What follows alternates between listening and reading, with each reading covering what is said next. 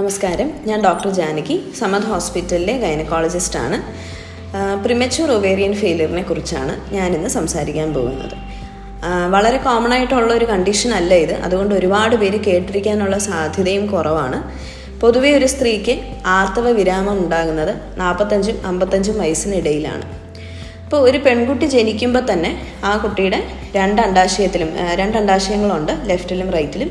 അപ്പോൾ രണ്ട് അണ്ഡാശയങ്ങളിലും കൂടെ ഏകദേശം ഒരു 10 ലക്ഷത്തോളം ആണ് അണ്ഡങ്ങൾ ഉണ്ടാവുക. അപ്പോൾ ആദ്യം തൊട്ടേ കുറേശ്ശെ അണ്ഡങ്ങൾ തീർന്ന് നശിച്ചു പൊയ്ക്കൊണ്ടേയിരിക്കും. ആർത്തവ സമയത്ത്, അതായത് ഒരു 14 വയസ്സൊക്കെ ആകുമ്പോഴത്തേക്കും ആ കുട്ടിയുടെ അണ്ഡാശയങ്ങളിൽ ഏകദേശം ഒരു 5 ലക്ഷം അണ്ഡങ്ങളെ ബാക്കി കാണുകയുള്ളൂ. പിന്നെ ഓരോ മാസവും ആർത്തവം നടക്കുന്ന സമയത്ത് ഇത് പിന്നെയും കുറേശ്ശെ തീർന്നുകൊണ്ടേയിരിക്കും. ഒരു 45-50 വയസ്സൊക്കെ ആകുമ്പോഴേക്കുമാണ് ഈ അണ്ഡങ്ങളുടെ എണ്ണം 100-ന് താഴെ പോവുകയും ആർത്തവ വിരാമം സംഭവിക്കുകയും ചെയ്യുന്നത്. ഇതാണ് നോർമലി നടക്കുന്ന കാര്യം. അപ്പോൾ 40 വയസ്സിന് മുമ്പ് ആർത്തവ വിരാമം സംഭവിച്ചാലാണ് അതിനെ പ്രിമച്യൂർ മെനോപോസ് എന്ന് പറയുക. അതായത് നേരത്തെ തന്നെ അണ്ഡങ്ങൾ തീർന്നു പോകുന്ന അവസ്ഥയാണത്. ഇതാണ് പ്രിമച്യൂർ ഒവേറിയൻ ഫെയിലിയർ. പക്ഷേ പ്രിമച്യൂർ ഒവേറിയൻ ഫെയിലിയറുള്ള എല്ലാ സ്ത്രീകളിലും പ്രിമച്യൂർ മെനോപോസ് ഉണ്ടാകണമെന്നില്ല. അതായത് നേരത്തെ അണ്ഡാശയങ്ങളുടെ പ്രവർത്തനം നിലയ്ക്കാൻ തുടങ്ങിയാലും പീരിയഡ്സ് പിന്നെയും കുറേശ്ശെ വന്നുകൊണ്ടിരിക്കാൻ സാധ്യതയുണ്ട്. അതുകൊണ്ട് ആർത്തവ വിരാമം ചിലപ്പോൾ 40 കഴിഞ്ഞ് തന്നെ ആയിരിക്കാം സംഭവിക്കുന്നത്. ഈ അണ്ഡാശയങ്ങളുടെ പ്രവർത്തനം നിലയ്ക്കുക എന്ന് പറഞ്ഞാൽ അണ്ഡം ഉണ്ടാകുന്നതും ഈ അണ്ഡങ്ങളിൽ നിന്നാണ് ഈസ്ട്രജൻ എന്ന് പറയുന്ന ഹോർമോൺ വരേണ്ടത്, ഈ ഓവറീസിൽ നിന്നാണ് വരേണ്ടത്. അപ്പോൾ ഈസ്ട്രജൻ്റെ അളവ് കുറയുകയുമാണ് സംഭവിക്കുക. ഇതാണ് ഫൈനലി ആർത്തവ വിരാമത്തിന് കാരണമാകുന്നത്. അപ്പം ആർക്കൊക്കെയാണ് ഇത് സംഭവിക്കാൻ സാധ്യതയുള്ളത്? ഒരുപാട് കാരണങ്ങളുണ്ട്. അതിൽ ആദ്യം പറയേണ്ടത് ജനിതകമായിട്ടുള്ള കാരണമാണ്. പൊതുവെ ഒരു കുടുംബത്തിൽ സ്ത്രീകളെ എടുത്താൽ അമ്മ, മക്കൾ അല്ലെങ്കിൽ സഹോദരിമാരെല്ലാം ഏകദേശം ഒരേ പ്രായത്തിലായിരിക്കും ആർത്തവ വിരാമം സംഭവിക്കുക. അപ്പോൾ അതിനൊരു പാരമ്പര്യമായിട്ടുള്ളൊരു കണക്ഷനുണ്ട്. അപ്പോൾ ഓൾറെഡി ഇപ്പോൾ ഒരാളുടെ അമ്മയ്ക്ക് 40 വയസ്സിലാണ് മെനോപോസ് വന്നതെങ്കിൽ ആ സ്ത്രീക്ക് 40 വയസ്സിൽ തന്നെ മെനോപോസ് സംഭവിക്കാനുള്ള സാധ്യതയുണ്ട്. എന്നാൽ ഇതിനു പുറമെ ചില ജനിതകമായിട്ടുള്ള രോഗങ്ങൾ നമ്മൾ പറയണം. ഉദാഹരണം ടേണർ സിൻഡ്രോം എന്ന് പറയുന്ന രോഗമാണ്. ഒരു സ്ത്രീക്ക് നോർമലി 2 എക്സ് ക്രോമസോം വേണ്ടടുത്ത് ടേണർ സിൻഡ്രോം ഉള്ള സ്ത്രീക്ക് 1 എക്സ് ക്രോമസോമേ കാണുള്ളൂ. അവർക്ക് വേറെ ഫിസിക്കൽ ക്യാരക്ടറിസ്റ്റിക്സ് ഉണ്ടായിരിക്കും, ചിലപ്പോൾ അസുഖമുണ്ടെന്ന് നേരത്തെ അറിയാനായിട്ട്. പക്ഷേ എപ്പോഴും അങ്ങനെ ഉണ്ടാകണം എന്നില്ല. അവർക്ക് ഒന്നിയിലെങ്കിലും ആർത്തവം ഉണ്ടാകത്തേയില്ല. അപ്പോൾ ഒരു 17-18 വയസ്സായിട്ടും ആർത്തവം ആയില്ല എന്ന് പറഞ്ഞായിരിക്കും ആദ്യം വരിക. പക്ഷേ വേറെ കുറച്ച് സ്ത്രീകൾക്ക് ആർത്തവം തുടങ്ങുകയും അതുകൊണ്ട് തന്നെ അവർ അസുഖം അറിയാണ്ടും പോയിട്ട് 20കളിൽ തന്നെ അല്ലെങ്കിൽ 30കളുടെ തുടക്കത്തിൽ തന്നെ ആർത്തവം നിന്നു പോവുകയും ചെയ്യും.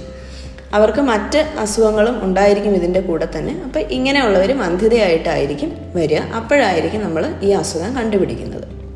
രണ്ടാമത്തെ മേജർ റീസൺ ഓട്ടോ ഇമ്മ്യൂൺ അസുഖങ്ങളാണ്.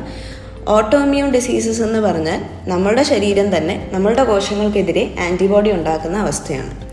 അങ്ങനെ ഒരുപാട് അസുഖങ്ങളുണ്ട്. SLE, പലതരം ആർത്രൈറ്റിസുകൾ, ഹാഷിമോട്ടോസ് തൈറോയിഡൈറ്റിസ് എന്നൊക്കെ പറഞ്ഞ് കേൾക്കുന്ന പല അസുഖങ്ങളും ഓട്ടോ ഇമ്മ്യൂണാണ്.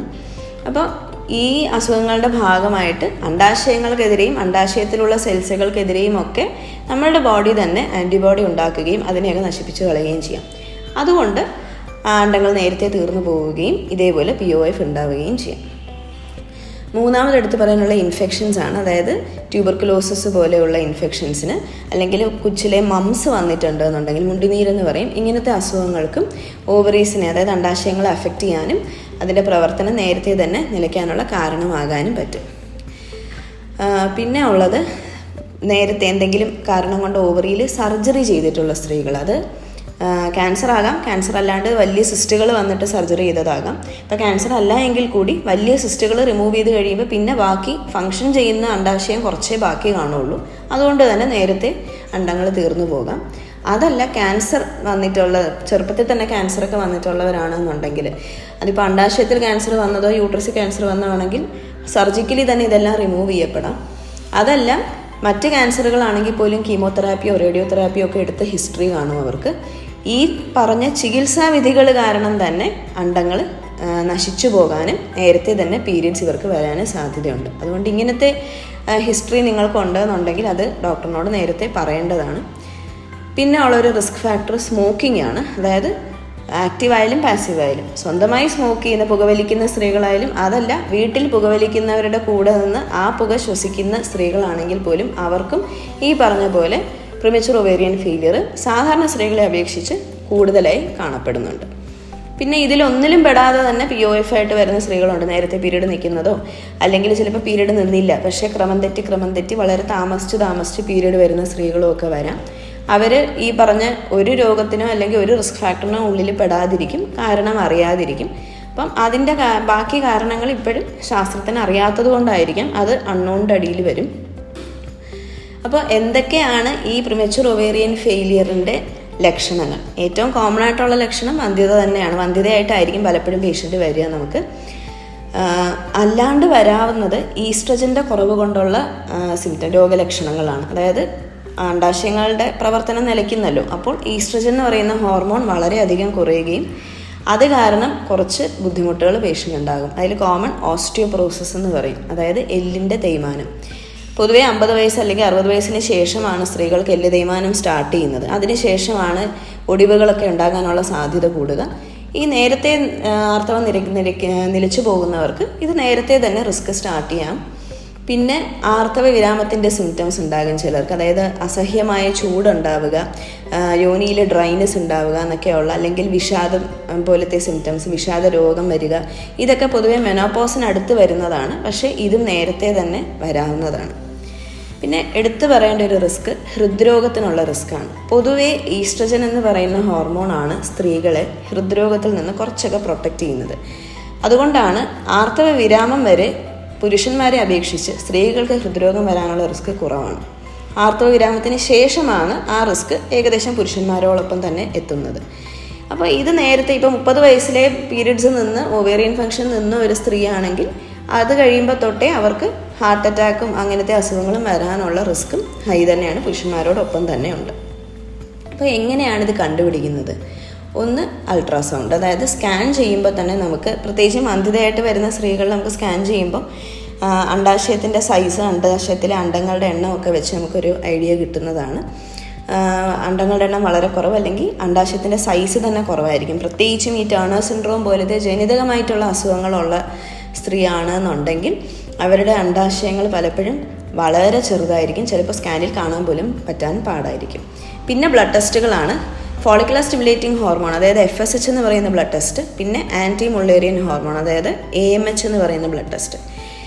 ആർത്തവ വിരാമം അടുക്കും തോറും സ്ത്രീകളുടെ FSH കൂടുകയും AMH കുറയുകയും ചെയ്യും. അപ്പോൾ ഒരു നേരത്തെ 40 വയസ്സിന് മുൻപേ തന്നെ ഇത് കണ്ടു തുടങ്ങുകയാണ് എന്നുണ്ടെങ്കിൽ ഒവേറിയൻ ഫംഗ്ഷൻ, അതായത് അണ്ഡാശയങ്ങൾ പ്രവർത്തനം നിലച്ചു തുടങ്ങുകയാണ് എന്നാണ് അതിൻ്റെ അർത്ഥം. ഇതിന് ചികിത്സയുണ്ടോ? ഉണ്ട്. അതായത് നമ്മൾ വന്ധ്യതയ്ക്ക് വരുന്നതിനെ കുറിച്ചുള്ള കാര്യമാണ് ഞാൻ പറയുന്നത്. അപ്പോൾ വന്ധ്യതയ്ക്കുള്ള ചികിത്സയാണ് പറയുന്നത്. ഒന്ന് സിമ്പിളായിട്ടുള്ളത് DHEA എന്ന് പറയുന്ന സപ്ലിമെൻറ്റേഷൻ, കുറച്ച് മാസങ്ങൾ, യൂഷ്വലി 3 മാസമാണ് അതിൻ്റെ കോഴ്സ്. അതെടുക്കുന്നത് കൊണ്ട് ഒരിക്കലും നശിച്ചു പോയ അണ്ടങ്ങൾ തിരിച്ചുണ്ടായി വരാനൊന്നും പോകുന്നില്ല. പക്ഷേ ആ നശിക്കുന്നതിൻ്റെ പേസ്, അതായത് അതിൻ്റെ സ്പീഡ് കുറയ്ക്കാനായിട്ട് ഇത് കുറേയൊക്കെ ഹെൽപ്പ് ചെയ്യും. പക്ഷേ എന്ന് വെച്ച് ഇപ്പോൾ 40 വയസ്സ് അടുത്തൊരു സ്ത്രീ DHEA എന്ന് പറയുന്നൊരു ഗുളിക കഴിച്ച് സ്വന്തമായി പ്രഗ്നൻസിക്ക് ട്രൈ ചെയ്താൽ പ്രഗ്നൻസി കിട്ടണമെന്നില്ല. DHEA എടുത്തുകൊണ്ട് മറ്റ് ചികിത്സകളിലേക്ക് പോകേണ്ടി വരും. രണ്ടാമതെടുത്ത് പറയേണ്ടത് PRP അഥവാ പ്ലേറ്റ്ലെറ്റ് റിച്ച് പ്ലാസ്മ എന്ന് പറയുന്ന ട്രീറ്റ്മെൻറ്റാണ്. അതിപ്പോഴും വന്നുകൊണ്ടിരിക്കുന്ന ഒരു ട്രീറ്റ്മെൻറ്റാണ്. അതിപ്പോഴും ഒരു എസ്റ്റാബ്ലിഷ്ഡ് ആയിട്ടുള്ള ചികിത്സാവിധിയല്ല. എന്നാലും പല പഠനങ്ങളിലും അതിന് നല്ല എഫക്റ്റ് കാണുന്നുണ്ട്. പേഷ്യൻറ്റിൻ്റെ ബ്ലഡ് തന്നെ എടുത്ത് അതിൽ നിന്ന് പ്ലേറ്റ്ലെറ്റ് എന്ന് പറയുന്ന സെൽസ് മാറ്റിയെടുത്തിട്ട് അതിനെ ഓവറിയിൽ ഇഞ്ചെക്റ്റ് ചെയ്ത് കൊടുക്കുന്നതാണ്.